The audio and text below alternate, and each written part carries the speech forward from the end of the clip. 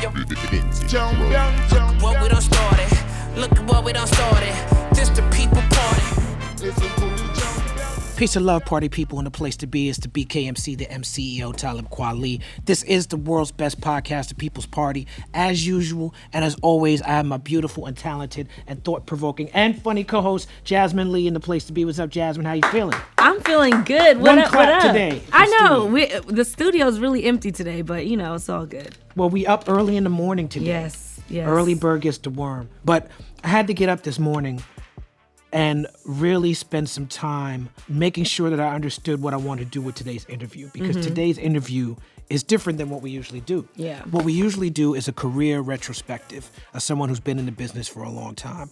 And today we are interviewing someone who has not been in the business for a long time at all, but the short amount of time she's been in the business, she's made a lot of huge waves, got huge cosigns from people that I consider peers, friends, mentors, and OGs, which I want to get into.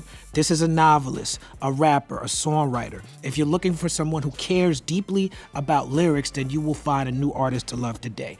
I saw her on The Breakfast Club. I saw her on The Sway Show with Heather B, Dave East, Joe Moses, OT Genesis. These are some of the artists that she's worked with. Her bars cannot be questioned. She speaks the truth. She holds attention. She's mastering her craft.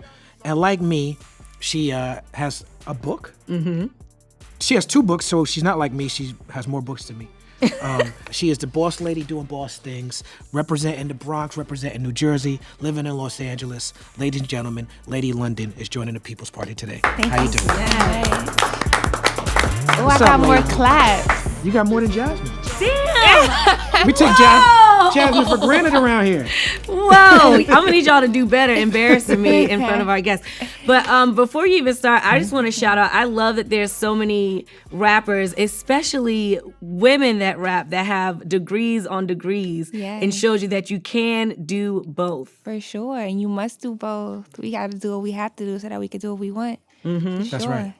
So you have made a name for yourself on social media, and I'm interested in that because there was no social media when I started, and the way that people made a name for themselves is very different. But beyond the fact that you made a name for yourself on social media, you also have these impressive cosigns from people like Trackmasters and people like DJ Clark Kent, who I was speaking to you off camera, is not just a friend of mine, but I consider him family. Right. We got some family ties. So how did you meet Clark Kent? Let's start with that. Clark Kent watched me grow up. I've known Clark Kent since I was maybe 2 years old. Wow. Yeah, just being in that area, being around hip hop and growing up in the culture, in the mecca space of hip hop, was just really, really good as far as an influence on my career. But yeah, Clark Kent knew me my whole life, and he is a pivotal portion of my life. Honestly, outside of music direction, he's one of the only men in my life that I trust wholeheartedly and sincerely to do things righteously. You know, like he lives by a certain code. That's right. He has certain values and principles about him as a man that I really, really can always appreciate. But yeah, he's great. I'm sure you know his pedigree. I do. Yeah. Cut from a cloth they don't make anymore. That's right. For sure. That's right. I encourage everybody to check out Clark Kent interview on People's Party. I first heard of you when quarantine first happened. I was doing a lot of DJ sets. And I said, I'm going to do a DJ set dedicated to female MCs. But I didn't want to just have the female MCs that I know from my generation. Right. I want to seem cutting edge. I want to at least look like I tried to know what else was going on. Right. And your name kept coming up, and I played your song, Wusa. The reason you're sitting here now is because we interviewed Skyzoo a week ago. And when he left, he was like, I'm on my way to go see Lady London. I'm like, Lady London? Her name keeps coming up. Like, everybody I fuck with keeps mentioning Lady London's name. And Skyzoo was singing your praises. And of course, Skyzoo was on my last album, Gotham with Diamond D. Skyzoo is a serious MC. He's a serious writer. So when he tells me I need to check somebody out, I do. How did you meet and link up with Skyzoo? So when I study hip hop across the board, that is how I got my start in lyricism in the way in which I do it. So I have been watching Skyz. I always thought his freestyle abilities was impeccable. Very few MCs can like be off the dome with stuff like that. So I used to watch his freestyles, and ironically enough, we had a cypher in North Carolina that we were both booked for this barbershop that does like this cypher every year or so. Is that the I-95 joint? No, it's actually called No Grease. Okay. It's a collective barbershops throughout the Charlotte area in North Carolina. So we were both all in lineup for it, along with another friend of mine, B-Boy Stance. And so when we got there, we had like a group meeting for dinner.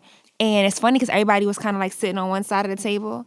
And we all were just listening to the guy who booked us for it or whatever. And then everybody just broke up and started like giving each other like, nah, you to go. Y'all be listening to your stuff all the time. So it was like really, really, really dope. So me and Sky met out there initially. But I have been a fan of his discography for quite some time. So yeah, no doubt. Sky is a great guy. Your birth name is Zaire. It's a beautiful name. Thank you. Your people Jamaican. You born in the Bronx. Yeah, no, yep. Grew up in Jersey, raised in my grandmother's house in East Orange, New Jersey. Spent a lot of time between the Bronx, Harlem, but mostly all of the tri-state area. Okay. You know? Your mother was a teenage mother. Yeah. And you grew up listening to like Reasonable Doubt, Little Kim. Yeah. I heard you say you could quote a bunch of Little Kim. Yeah. Is your relationship with your mother like a sister relationship, and do you feel privileged to have that connection? Yeah, no, I'm honored and privileged to have the relationship that my mother and I have. I feel like we raised each other. My mom had me when she was 17, and I feel like we both were forced to kind of like, I guess, learn it together. You know, me and my mother and I are very, very close. She's always stressed education on me. I've always, went to school three counties away from where I live to go to a better school district to, make sure I made something of myself. And when I wanted to pursue rap, she was like, what are you doing? This is not our plan. Like, our plan was straightforward. But she's a huge supporter of what I do now because she understands that whatever I do, I put 100% into it. And so she is, she's just great. And I do feel privileged and honored to have her in such a close age range as me because I don't have to explain things too much. She understands it. She gets the culture. She never censored music around me. Reasonable Doubt, she hated to hear Ain't No Nigga on Clean. She hated to hear that shit. Like, hated it. Like, so yeah, I definitely love that about it. Yeah, I definitely didn't censor music around my children, and now they're both artists that I'm proud of. Yeah. And I have definitely like to give teenage mothers they props on this show because a lot of times in our community, the teenage mother has to carry the burden of society. Yeah. They'd be like, oh, look at these unwed teenage mothers in the streets as if these young women are the problem. Right. And these young women are just trying to do the best that they can. And we want to praise motherhood, but then diss teenage mothers. Right. I think they get ostracized a lot. So For sure. It's definitely a stigma in our community. It's seen as taboo. But I find that most success stories come out of, teenage motherhood and things of that nature. A lot of my friends are at the highest peak of their success were raised by teenage mothers, including myself. So I'm grateful. Word.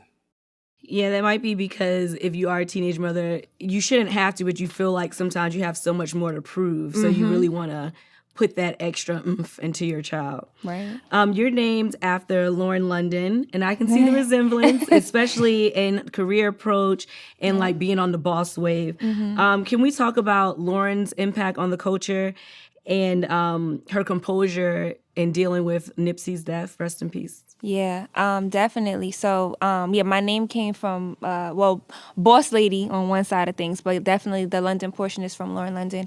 One, because of the resemblance and just the way in which her and Nipsey carried their love. I believe their love was not, it was not secretive, but it was private. You know what I'm saying? Like, it was the way it was like their love life was public, but their lifestyle was public, but their love life was private. And I thought that was really admirable because I feel like a lot of things are in social media in the era that we're in right now, it's a lot of smokes and mirrors. Everything is not what it seems. Everything that glitters isn't gold. And I just appreciate their approach on just maintaining that level of discreet and just embodying of love and what it looks like in our community. Because Nip was like, yeah, I'm in the 60s with it. Like, I'm right here. I'm not... This is my home, and they're just a true definition of an LA love story. I think it's incredible, honestly. So, have you and Lauren London connected? I've never met her. You haven't met her? I've never you met have to her. meet her. So, yeah, she's great. Shout out Lauren. Definitely shout out Lauren London. Like me, you started writing poetry early. Yeah. At age 11. Yeah. I could definitely hear the spoken word influence in your music. Who are some of the poets that inspired you? I mean, Maya Angelou, of course. The girl who wrote the letter to Kanye, she's dope. Oh my God, Jasmine Mans. Okay, I don't know her. Super dope. Oh my God, incredible. But mainly, I would say I was influenced by rappers to do poetry. Most of the greatest rappers are aforementioned poets. I mean, for even sure. the wackest rappers is poets. Yeah, actually. This is true. We're Points still were made. poets, Points were made. But yeah, I started in poetry probably at 11 and just playing with the lyricism of it. I couldn't even rap before that. I couldn't heard rap you too. talking about you had a problem getting on beat at first. Yeah. You ain't got that problem now. No, I got it now. Yeah. I understand a pocket, but before then, because I came from poetry, I didn't understand the need for like syllables and how it was structured. I didn't know what a pocket meant. So I would go in the studio and be like trying to understand it, and they'd be like, "No, you're not in pocket." And I'm like, "I don't know what that means." And like, you're not like, it's meters. Like, can you hear it? And I'm like, I can hear what I'm doing wrong, but I don't understand how to change it. So I took a couple months of studying, but I want to get you some work from my good friend Jessica Caremore, who's a poet who has greatly inspired me. She's one of my best friends, but she's been on Jeezy album, Nas album, Common's Incredible. album. I hear some of what she does and what you do. nice. Yeah. Yeah, I love that. Well, I too did not know what the pocket was, and just by your sentence now I can You understand understand it, yeah. yeah, but that can see that being a huge difference between being able to just speak a cappella than having to follow a beat. Right. You have a bachelor's in sports medicine from Howard. Yes. Shout out to HBCUs. Our HBCUs. director also went to Howard. You also went to USC for your master's, although you did defer to be an artist. What are some of the biggest differences between a HBCU and a PWI, which I just found out you shouldn't call it, and non-HBCU? Man, since you call went to it what both? you want. That's what it is. It's a PWI. Oh, okay, I just It someone is. said I it mean- was What's offensive. PWI? Pretty White Institution? Predominantly Basically, white predominantly white institution? I was institution. close, I guessed. Yeah, I was talking to someone who went to a PWI, and they were talking about that it was offensive. And that, Were they white? No, they weren't white. They were black, and they said that when and they were hear- conditioned, obviously. Okay. I'm gonna get on my Howard shit for a second, and then I'm gonna go back to whatever. Stay on the Howard shit. I'm with it. Predominantly white institutions are just that. Why? Because America is 72% white. So predominantly, we are in a predominantly white country, nation. That is what we. That's the bottom line of it. Tell it. Howard was a pivotal moment in my life. Howard made me the woman that I am, and Howard saved my life single-handedly. I was a rebel child who was into all types of, fighting and nonsense. And when I went to Howard, I saw people from different walks of life. I saw people who, from places I had never been, down south, out west, wherever. People that grew up with, families that have pools in the backyard, and people that grew up in the projects. You know what I'm saying? It's just, Howard taught me to not feel guilty about speaking out or organizing or taking issue with the conditions of African Americans in society. And when I left there, I had a newfound perspective on how to do things, how to go about my everyday life, not just in academics, but in everyday life. I mean, if you can make it at Howard, and I'll speak for Howard, I don't know about all HBCUs, but I'm pretty sure. I had this. It's the same experience. You can make it anywhere. The type of resilience that you need to push through. When I was a senior, I slacked off my freshman year. I got to school, I was like, well, this is lit. I'm not going to class. I don't care. I'm doing whatever. I had to take 44 credits to graduate my senior year. Wow.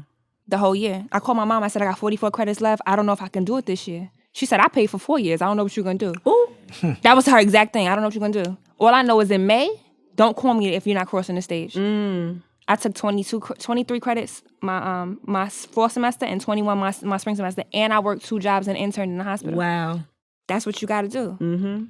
PWIs, however, is every man for themselves. I have never seen such separation within classes in my life. At Howard, it's a collaborative effort. Each one teach one. You did the homework last night? Girl, you did the homework? Let me know. USC was like, yeah, I did the homework. Why? What does it concern you? You know what I'm saying? Like, it was crazy. It was crazy. And what I did is I kept my head down and got to work and did what I had to do. No shade to USC. Granted, I didn't go there as an undergrad. I went there as a graduate student. And any university going as a graduate student is an entire different experience as an undergrad. But I will say I was at the medical school campus. I did finish. I got my master's. I deferred for medical school furthermore. Yeah, it just wasn't helpful. So I got my master's program. My master's program was 2 years. I got it in 1 because I didn't want to be there anymore. There was no collaborative effort. No one wants to help you study. No one wants to get into these groups. Everybody is just for themselves. And me, the statistics were against me from the beginning. We're talking about an 8% acceptance rate at the time I was going there. 5.6% African-American, 1.3% female. I'm not the rule. I'm the exception You're the to exception. it. Right. Obviously. You the I go exception against that proved the everything. rule. Exactly. I go against everything they said I wouldn't be able to do. And so, yeah, the difference is clear as day. I'm happy to have experienced both sides of it because I would be a little jaded if I only had one side. But, yeah. When you go to an HBCU, people, they all work together. And then when you get out and you say, oh, we went to this school, they're going to look out and try and put you in a position to win. For sure. The alumni network is impeccable. Anywhere on God's green earth, you can find a Howard alumni in that place. I promise you. And they'll help you. You go to Seattle, I can go to any place. I can spin the globe right now in the United States and pick a place. And I can tell you somebody that's there that will let me stay at their house if anything happens. So, That's powerful. Now, with the deferment, you Yeah. said that you did that to avoid the crippling debt of the student loans. You said you were facing, if you had gone through with it, $400,000 Yeah, in student minimum. loans. And you was like, I'd rather be an artist. I said I'd never seen $400,000 in person. So why would you sign I up can't to owe understand that? how I would owe it if I've never seen it in person. And I feel the same way about deal structures as well. We can get into that at another time, but it's We just can get into that right now. You know what I'm saying? For real. The deals from the music industry is like the student loans, right? Yeah. Do you believe in debt forgiveness? Sure. Yeah. So do I. Yeah, absolutely. I definitely believe in debt forgiveness. Could you, since for the people that are not artists and may not understand why student loans and industry deals are the same, could you guys just elaborate a little bit on that? Sure, you can start off. Okay. Yeah. Well, when I started, it was already a slavery system where you're getting this loan that you have to pay back before you make any money, but you don't have any access to even see if they're counting the money right. And my partner, Yasin Bey, he calls it Bugs Bunny mathematics. 1 for you, 1, 2, 3 for me. Yeah. 1 for you, 1, 2, 3, 4, 5 for me. That type of thing. And then a lot of people don't own the rights to their masters, and a lot of people definitely don't own the rights to their image. So if you don't own the rights to your image and your masters, and you don't have any way to police or hold the person who's lending you the money accountable, when you sign that dotted line, it's like if you're an artist, it's like you're signing away your soul. This system has gotten worse, I think, in this era for younger artists and new artists, where it's a gift and a curse because you have you have social media. Artists now have more outlets, so they don't have to be as dependent, which is what your story is. I think the existence of you proves that the art is like what Tupac said, the rose that grew from the concrete. Yeah. It's like y'all figured it out. Like you don't need, you're doing this show without ever having to take one of those deals. When I listen to your lyrics, you're rapping about, I'm indie and I don't have to take that money. Why would I do that? That's stupid.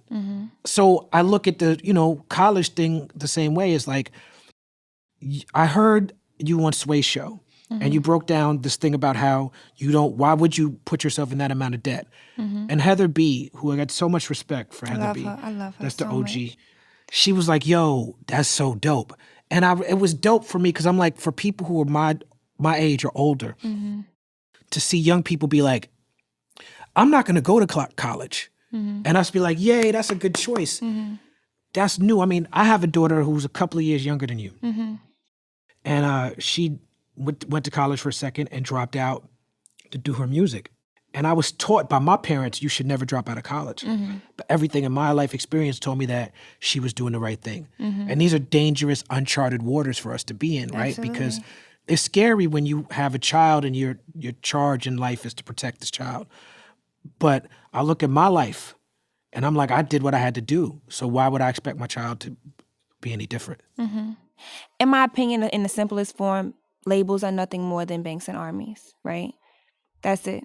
What you do when you sign that dotted line is that you give them a checkbook that's your checkbook, and you allow them to write checks in your name for as large as you want, as large as they want, and then you don't find out about it until later on. You hear all this nonsense, and I think people just hear and just stay and spew words. Don't sign a 360 deal. Every deal is a 360 deal. Every single deal you have is a 360. What people put into you, they want to get back. 360 just means a circle, 360 degrees, which means that they give you $500,000, you owe me $500,000. If I give you $1, you owe me $1. Simple as that. The reality of the situation is these people come in and they get $500,000 for marketing and get $500,000 for their pockets, quote unquote, or recoupable. They give $500,000 for something else, and now you have $1.5 million that you think you signed for, right? But no.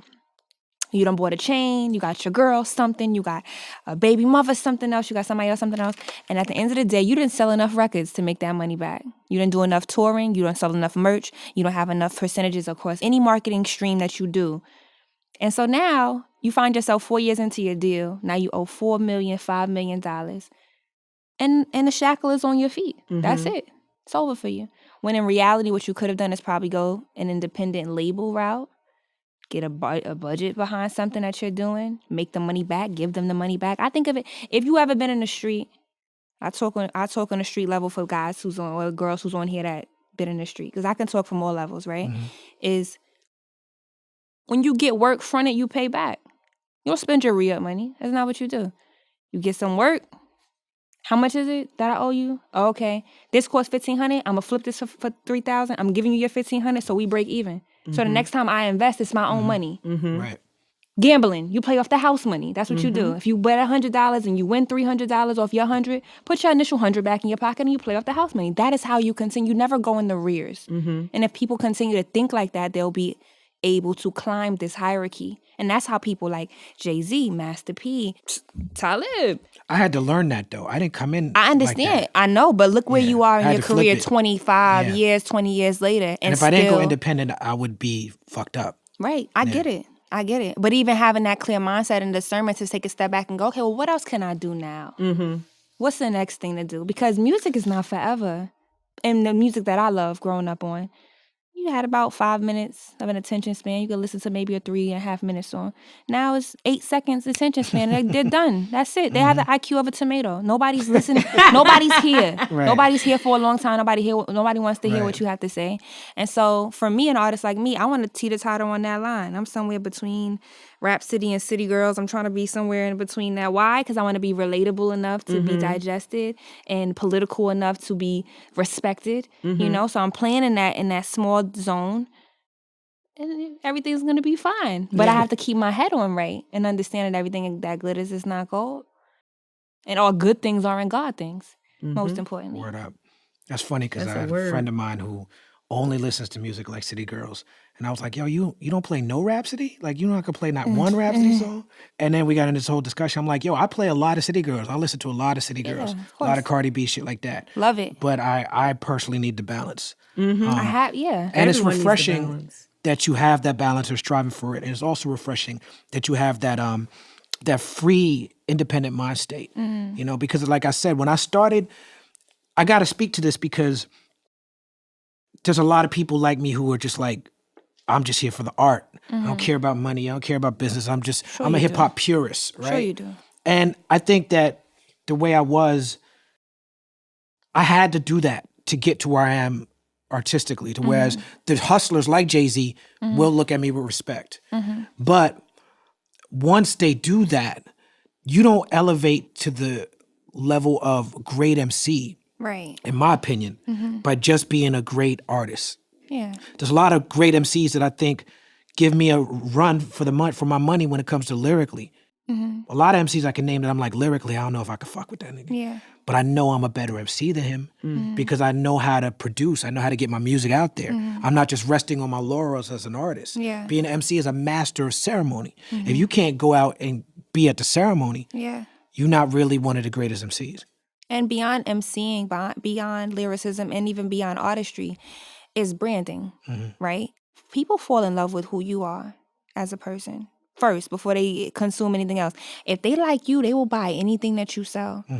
When you form yourself as a brand, it's important. Why? Because your reputation stays in rooms for longer than you do. That's right. That's why you have people like, I think Cardi B is absolutely brilliant. I think her records are amazing. I think she has authenticity that shines through. Anybody can tell you, I believe her. I believe everything she says. Right. She's 100. Like, I believe it. It's not what you see is what you get, and I love the authenticity that shines through her, and that's why whatever the world got to say, it doesn't even matter because she comes as herself, and people respect it. And beyond herself, she understands that there is a brand that goes in. She's not just an artist. Now she does this. She has Balenciaga, and she's having Barty Beauty come out, and she has Reebok's collab because it's bigger than music. Because once this music fades, and it will, not her specifically, but in general, what's next? I think that's where partners come in for certain artists, because some people, like the people you named, the Jay-Z, the Master P, they're the rare exception to the rule. Yeah. Where the art could be good, and they got that business mind. Not every artist has that. Right. So if you're the type of artist that's like, I don't want to be on social media, I don't like doing interviews, I just like making this art, then get good partners that can help you with that, so that you don't have to do that, so that you can go into your artistic zone. One thing that I was told when I got here is that it's show business. Like, you're showing it, but then you also have to have the mastermind behind to drive the business. And I also wanted to say, I see a lot of times debates on what's the difference between an MC and an artist, and I think that you just explained it beautifully. No doubt. So, you're also a self-published novelist, writer. I just put out a book, Vibrate Higher, but never written a novel. And I can't imagine the mental fortitude that goes into writing a novel and then self-publishing it. I'm very impressed by this. Thank you. Truth you can find under Zaire Milan. Is that right? Mm-hmm. Yeah. But you can find it at bossladylondon.com. Okay. Yeah, I have a bookstore, so I want to get that book at my store. For sure. I would. Oh, absolutely. No problem. Just we'll definitely talk about it. And I'd like a copy of your book as well. If I can get your John Hancock. Got you. Ideally. Word. Truth mirrors some of your life story, but it also touches on foster care. What was your experience, your personal experience with foster care? Oh, I don't have a personal experience. It's a fiction. It's certain stories within it that have been personal life stories within the book. That's not one of them, but most things are just embellished upon. But yeah, I wrote the fiction when I was transitioning from my bachelor's, getting my bachelor's degree from college and going into my master's program. So I graduated probably May of 2016, and I was working at this bar in DC. I didn't know what I wanted to do. I just wanted to move to LA. I kept saying, like, I want to move to LA. LA is ready for me. And my mom was like, what are you talking about? What is LA ready? What are you talking about? So I said, listen, I'm going to apply to one school and one school only. And if I don't get into that school, it's not meant for me to go over there. And so I applied to USC. And I got in. The dean of admissions called me personally to extend my acceptance in November, and I moved out here in December. But in that time, I was like, what am I doing? Outside of studying for my GRE, what am I doing here? And I started writing this like fiction out of nowhere. I started writing like this thing to keep my mind off of my day-to-day. So I ended up like putting out chapter by chapter for free on like from chapter 1 to chapter 5 was like free online. And then all these people were like, yo, what happens next? What's the next thing or whatever? And I was like, dope.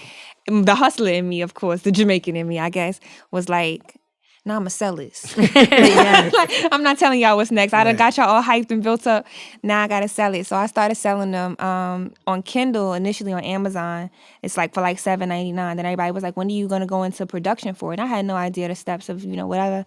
I started to research things. I got everything copywritten. And for me, everything is about ownership first. So I'm like looking up the details of like, okay, so how do I make sure people can't steal it from me? Like, whatever. So I did that first. We went into production December of 2017, the following year. I did a book tour, 5-city book tour, January 2018. And it was great. Like, we sold, I think, like, our first book tour was like 2,000 books or something like that. It was incredible. Awesome. And now I put out the second novel is in production right now. And so it should be out this year, God willing. And yeah, I'll be doing like a whole nother book tour. And I'll be touching 4 new cities. So That's yeah, dope. Love it. it'd be dope. The first song on your YouTube channel is called Girls Need Love. You'd be surprised how many dudes need to hear that simple phrase. It's one of those simple phrases like Black Lives Matter that shouldn't need to be said, but we got to hear it anyway. It took me 20 years to even understand that basic concept, and I say that because I have a song on Prisoner Conscious, which is an album that came out like 20 years into my career called Delicate Flowers, and the hook is girls have feelings too. Why is it so vital for us to make songs with these titles? Yeah, I feel like it's an understatement, as you said. Like a lot of not just men, but like even women that are friends with one another, they don't realize how much attention and emotional support women need across the board. And I speak for women specifically because as girls need love, but I think you see a tough exterior in women. Women are probably the most resilient, least defended, Black women specifically, people in ever, most misrepresented everything. So I think it's important to push forward the narrative in whatever way, be that relationship, friendship, familiarity, just business, everything. Women should be treated with more attention and care across the board. I agree. Yeah. I agree. I think men absolutely need that too. That goes for human beings. But agree. Yeah, I found themes in your song similar to my songs. So I was like, okay, this song is like a cousin to this. This is decent. Money Over, that's the song that has the most plays so far. It's the one with the video that you got out. You got a lyric I love. I forever judge a nigga off his last 3 women. Yeah, forever. That lyric shook me to the core because I had to think. Who's my last 3? Great lyric, great advice. Thank you. Where did that lyric come from? Honestly, I always, I don't know, as a woman, you could probably vouch for me as being the only woman in the studio. Sometimes I look at guys' exes and be like, it's no way you like both of us. Right. It's impossible. That is literally impossible. We are polar opposites in every way. So I say I judge a man off his last 3 women because, and I'm not talking about the last 3 women he slept with, because men will sleep with a tree if it had a pussy, to be honest. But I'm talking about the last 3 women you were in a forefront with. Yeah. You're knowingly with these women. Because it says a lot about your character. I had this ex-boyfriend in high school who, no joke, all of his ex-girlfriends, we all looked alike. And I just understood it. I was like, I get it. He goes for the same types of girls. I can respect that. We all literally we're sisters. You don't respect a dude with some diversity in his palette? Sometimes the guy likes a little color on his That means plate. you're just everywhere. Listen, I can deal with it within a scope. Okay. If it can make, some guys, they don't have all of the same physical type girls, but mentally they all in the same mental wave level. She's self-sufficient in this. He likes that type of girl. But when it's scattered, it's like a hood rat from here, and then it's this super classy girl from over here, and then it's homeless. I just understand. I'm confused. I'm judging you off that, because if somebody can judge me off my last 3 men, if they can find my last 3 men, because honey, low, I'm off the radar. I ain't literally.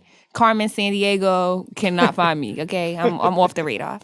But yeah, then they will be like, okay, I understand. She's credible. That's funny because I had a girlfriend, her nicknamed herself Carmen Sandiego.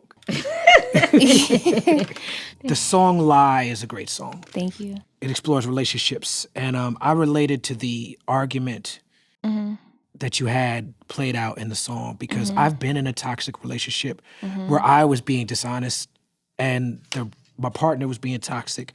And I've hidden my phone. I've slept with the phone under the pillow. I've done all that. I'm happy to say that I don't live that way anymore. That's good. But I have lived that way. Right. So when I heard that song, it brought me back to that. And in these type of relationships that are toxic, in this era, a lot of it has to do with social media. Whether it's not you're looking at my posts, who you following, who you're looking at, whether or not you are being public or private with your relationship. And I find that the social media aspect can be damaging to relationships, and I feel like that song addresses that. Can you talk about that a little bit? Yeah, I think social media is an extremely debilitating platform, but I also think that it starts at home. I think we must date securely. We must find people who, or we must establish this confidence in the household and outside of the household, because without it, it's a recipe for disaster. If you already feel insecure about where your partner is or where his headspace or her headspace is with things, then of course you feel obligated to question everything they do. It's social media. What you are here to do is like pictures. That is what the whole app is curated to do. So don't think that because I like this picture that I like this person or I have some type of crush on them or whatever the case may be. Security starts within the household. And I think we glorify toxic relationships now in this culture that we're in. Currently it's okay, it's nothing cool about being discontent in love. Yeah. There's nothing cool about not being at peace in love. Love is supposed to be exactly as described in Corinthians. Patient, kind, not boastful, not prideful, not envious. It's supposed to be content in your situation. So content that you're oh, yeah, he liked the picture, but please, where's he going? He's not going, You need an advice show. Yeah, I was thinking the I same was just thing. thinking like, And then the I'm voice getting is on so her and ask her soothing, all so it types just of really questions makes you tune in. about my life. But yeah, I definitely think that. And I wanted to, and that's the thing about my music. I would like to really, for my EP, I wanted to explore like all different aspects of things, because a lot of the times we hear the music now that's like, yeah, I'm in a toxic situation and I like this shit and I'm getting this and I'm doing all of this and it's, I'm outside, I'm a savage. Right. People be home crying. Right. People be home devastated. People are going through heartbreak and heartache. People are That's so real what she like, just said.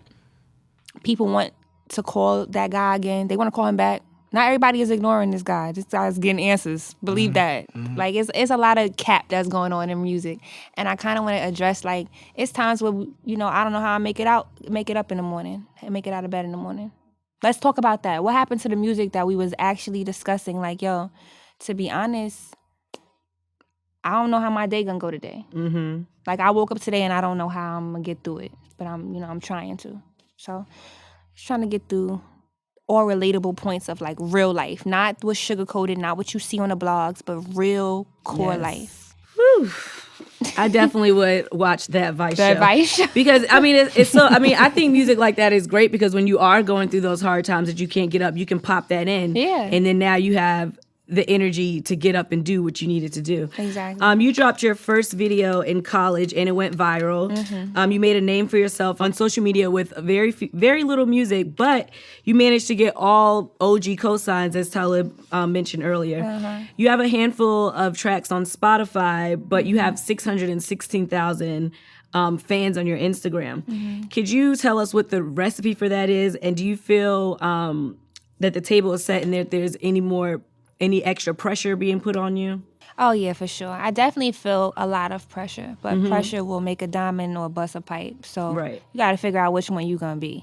And I really try to shine, So I want to be that diamond in the pressure. But yeah, I think the key to it, and the key to anything, is consistency. When I first started out, I didn't want to rap. Obviously, when I dropped my first acapella freestyle, I was doing poetry in my mind, but my voice and my tone and the New Yorker in me is like, it sounds like a rap, right? Okay, of course. March of 2018, I dropped that. I was finishing up my grad school program. It went 8.7 million views, and everybody was like, oh, you gotta rap, you gotta just put it over a beat. And I'm like, cool, that sounds easy. Put on the beat, child, I sound terrible. I mean, terrible. Like, I remember going to my brother's house, and I'm like, yo, teach me how to rap. He's like, I can't teach you how to rap. But I'm like, yo, I got the words, it don't sound right when I record it. And he's like, you just got to learn it on your own. So for months, I studied J, I studied Kiss, I studied L, I studied Cole, I studied Stack Bundles, and Recipe Stack Bundles. You know what I'm saying? Yeah, Styles P, The Locks, everybody who inspired me when I was coming up. And I'm a little biased, obviously, with my area list or whatever. But yeah, that's hardcore New York rap. Yes, but it's the pioneer of it. So anyway, I started there, and ironically, I gotta shout my ex-boyfriend out on this one. For one time, I'll give him his credit. And like, we were living together, and he was like, I think you should establish something that's like known to you. Like we gotta get something that makes sense or whatever. So he's like, why don't you do a day out of the week and drop a freestyle that day of the week? So I'm like, well, what day? I don't work on Sundays. Everybody who know me know I do not move my finger on Sundays. I'm like, nah, not Sundays. He like, well, what about Tuesday? I'm like, nothing go catchy. My name start with an L. Nothing go catch you with none of the days of the week. So he like, Mondays, what about like Lady Mondays? I'm like, or Lady Lundays. So I developed Lady Lundays back in 2018, and I started dropping freestyles every week to some of my favorite classic beats. Timbaland production, Swiss Beats production, all the like, old, just, like homie tracks or whatever. And every month I was grossing like 20,000 followers a month just off the freestyles. Then I started getting Busta Rhymes cosigns, Lupe Fiasco, the people that had already been in my life, Clark Kent. People started to be like, okay, nah, this girl's really like, she's saying something. And I think even in that time, I was really careful about the way that I presented myself in that time because I wanted to be taken seriously. And it's so funny now because like I'm such a fashion girl. I'm such a like, aesthetically pleasing, like, you know what I'm saying? But I felt like I had to dumb it down in a period of time just so that people would be like, she's like, because she's just a pretty girl. She's a pretty girl who's rapping. I don't want to hear it. I wanted people to like be like, okay, she don't have none of the extra shit on right now, so let me listen. Not that I don't throw that extra shit on because I really do, but I had to really like take a step back and be like, okay, let me see if they're gonna listen to me at Bear. And they did. And now I'm back into like the branding and just understanding like who I am as a whole. So y'all gotta get all aspects of me. I'm not limited, I'm not one-dimensional. You know, I cannot be boxed in. It's impossible. But I'm careful about what I do and what I portray and what I stand for. That's ill. Moni Love tells that same story about having to dress love her. down when she first came out and wearing certain shirts that were, she said, that would make her look flatter than she was because she was like, dudes would just be distracted and not taking her seriously. They're not. They really don't. I've had several things happen in studios where like producers, we be like working one day and then, you know, we'll do like a great session and the next day they'll text me like, good morning, beautiful. And it's like, come on, bro. Like we let's work. You know what I'm saying? Let's work. And it's hard as a woman to stand on certain things because then you get labeled as difficult to work with or angry or whatever the case may be. When in reality, you can't fuck me and you're mad about it. You know what I'm saying? Like, so now that I've established that rapport and even the way that I carry myself and the way I conduct business more specifically, I don't even get tried like that anymore. Like it's more so like, okay, we're gonna let you live in your land and be who you are, and we're not gonna try you no more. But it took a long time to build up to that space where it's like, I'm not fucking you for no beat. Or I'm not, you know, and it's sad to say, but a lot of girls is going, I'm watching girls go through this every day who are maybe going forward or maybe not. So, you know, it's just sad. Did you see Black Thought's freestyle on Funkmaster Flex? I didn't. You should check that out. He's incredible, too. The reason I say you should check that out is because he's always been incredible. He's always been my favorite MC, but a lot of people did not understand. And I'm not putting you in that group because I feel like you study enough to know. Yeah. But a lot of people didn't understand how dope he was until he got on that Funk Flex freestyle. And it took him a career of being a GOAT MC to even get to that. Now, you went on Sway and they challenged you. You know, and they was aggressive with it. He got up, was banging on the table, and even after you came hard the first time, they was like, everybody got at least one verse. And when he said that, I was like, that's not accurate, Sway. Not everybody has at least one good verse. But I get what's happening because Clark Kent gave you that cosign. Yeah. And Chino XL at that point had called up and gave you that cosign. I want to get into that in a minute too. Yeah. So he's like, okay, well now I need to really see. Yeah. And you spazzed out. Were you nervous to do that? Oh my God. It was my most nervous show I've ever done in my life.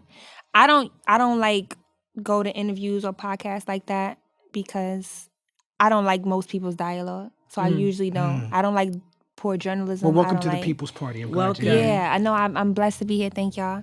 But yeah, most people's journalism is like terrible to me. I agree, which is why we started this show.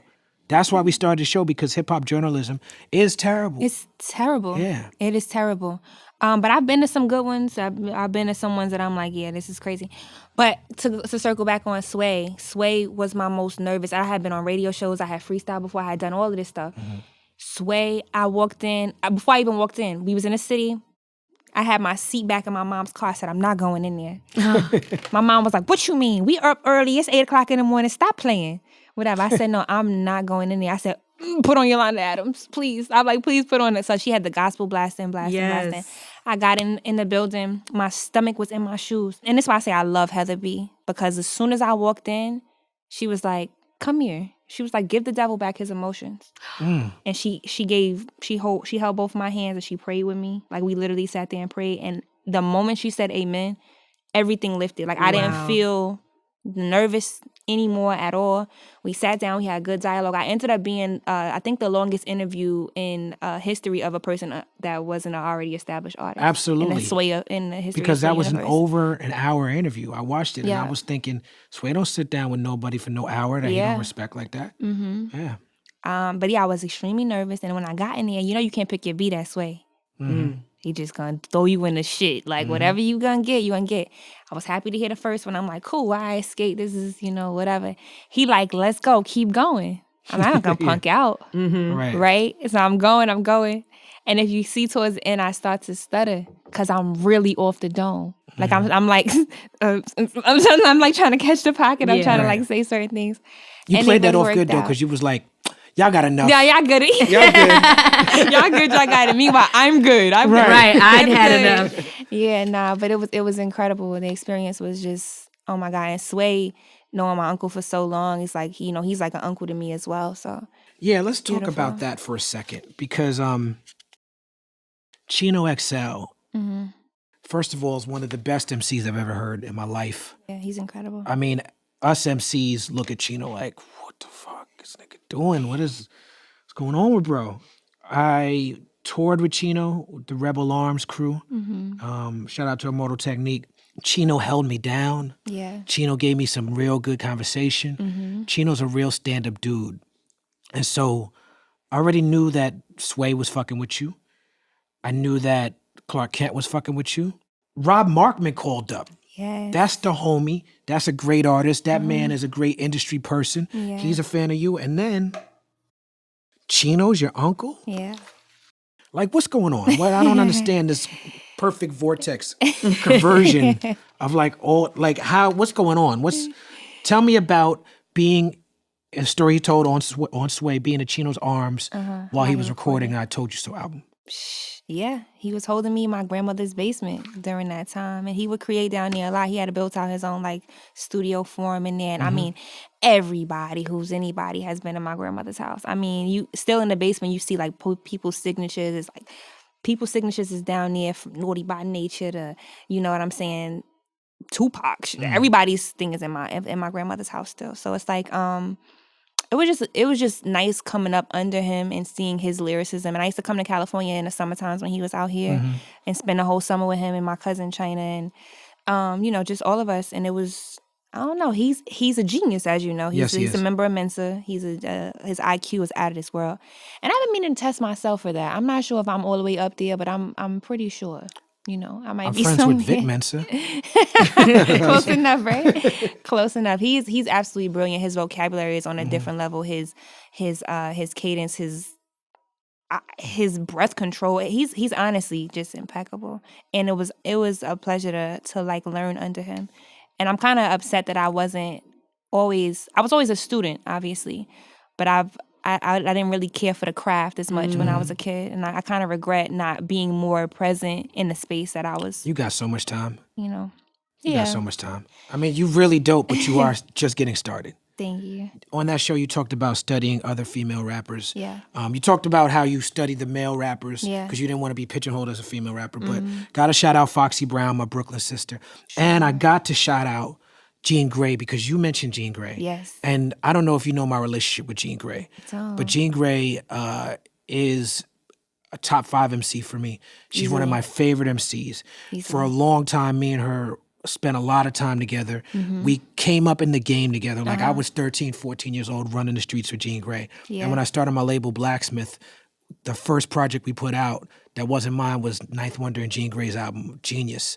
Jean is one of my favorite people. And Jean is a better MC than most MCs. Easily. But this business never showed her the respect and love that she deserved.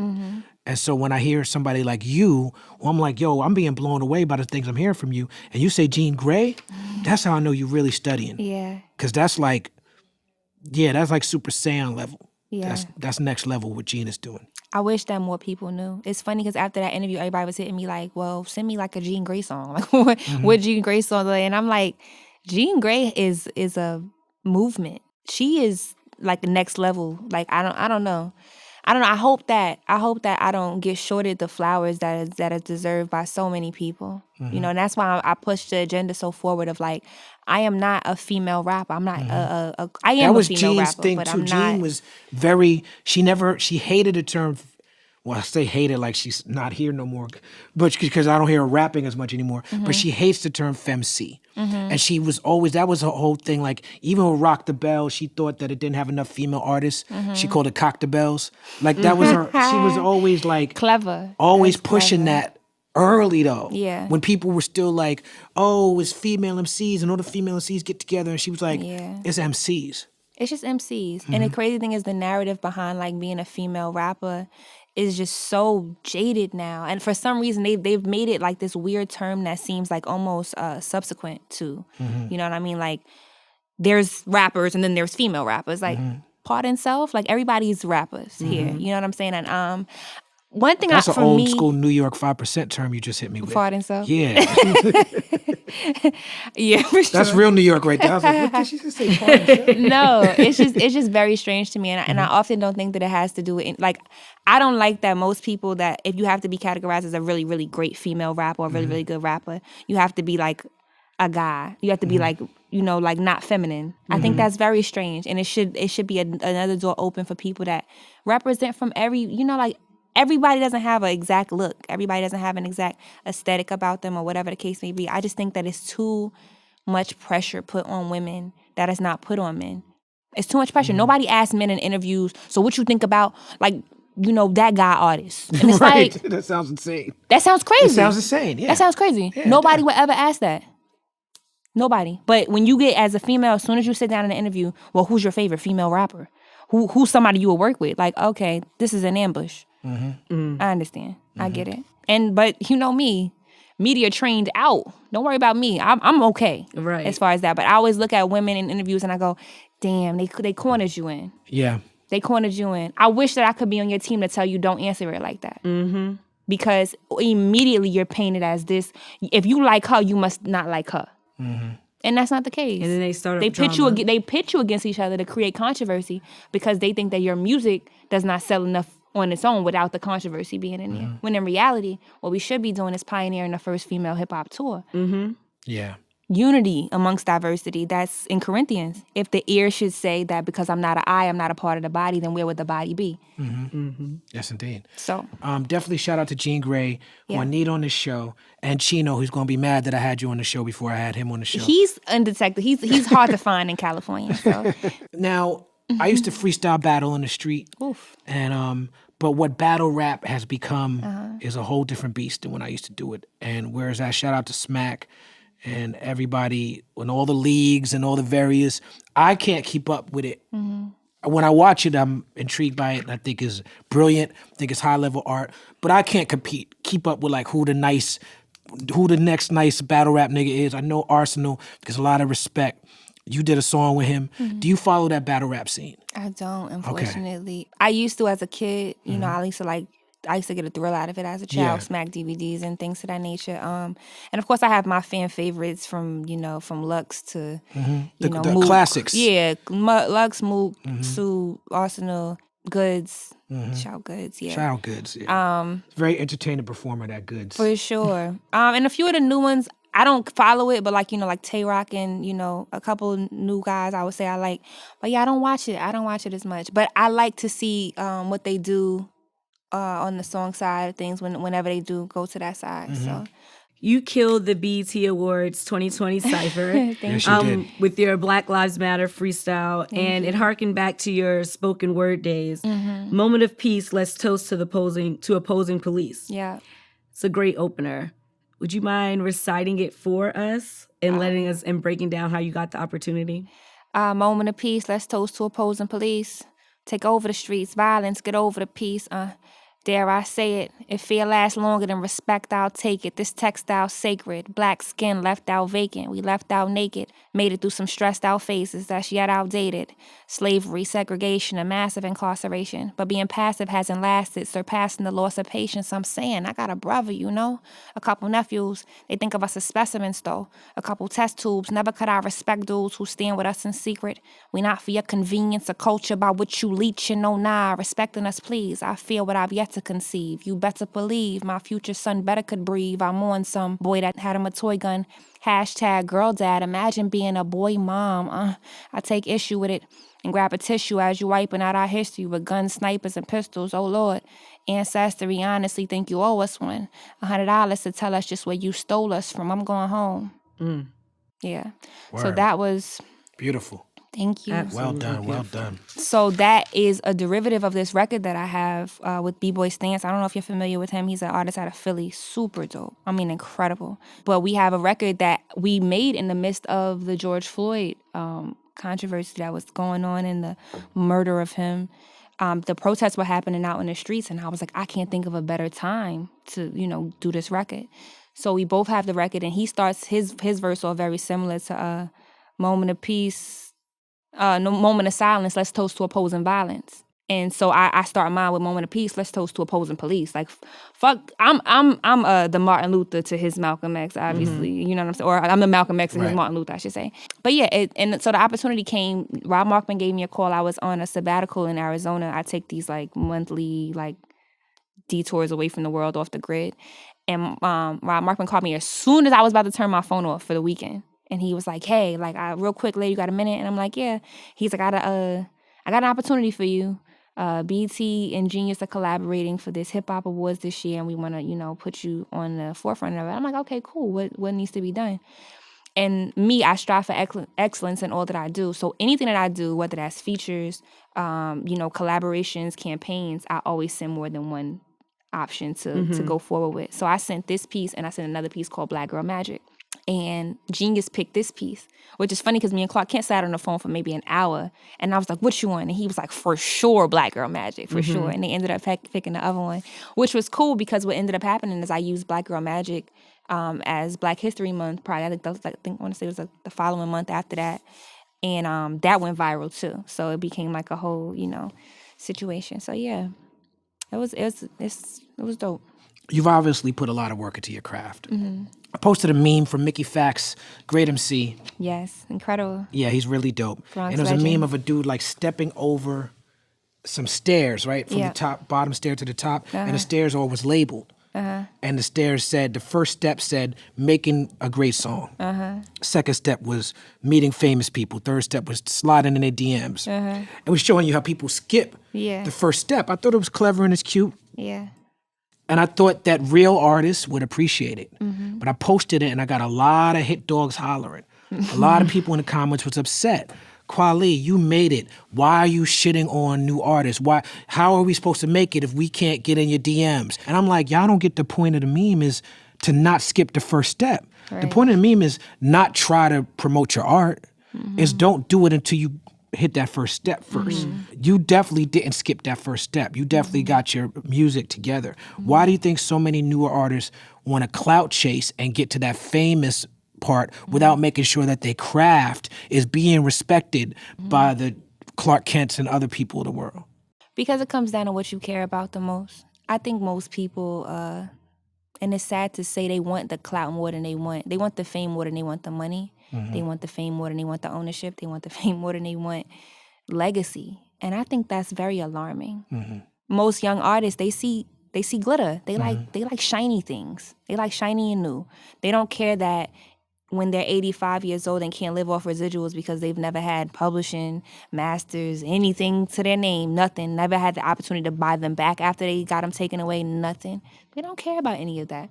So, of course, the first thing is, I'm a DM this celebrity. And also, I think a common misconception, and people may disagree with me, I get this argument all the time. I don't believe all publicity is good publicity. I agree with that. I That's do a not capitalist way of believe looking that. at things. Right. You can be infamous and you could be famous and get publicity for a very bad thing. Terrible. You might be in the spotlight. You might even get a lot of likes, but you're going to pay for that in the long run.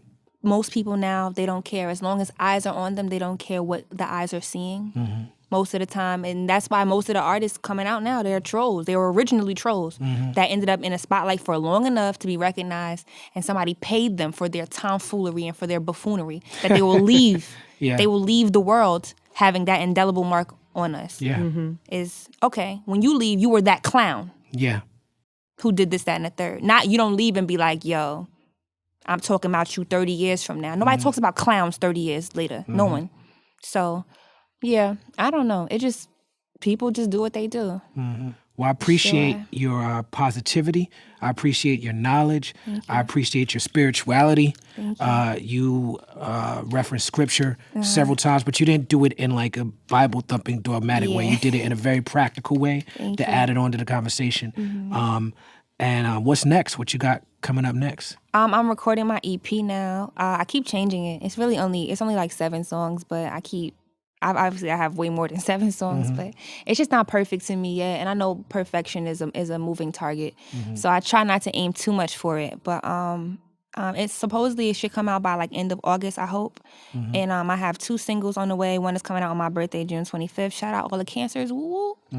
And and then the next one probably within the next month after that. So looking forward to a great summer, and looking forward to people just staying patient with me and appreciating my versatility in all things. I cannot be boxed in, y'all, at all. No doubt.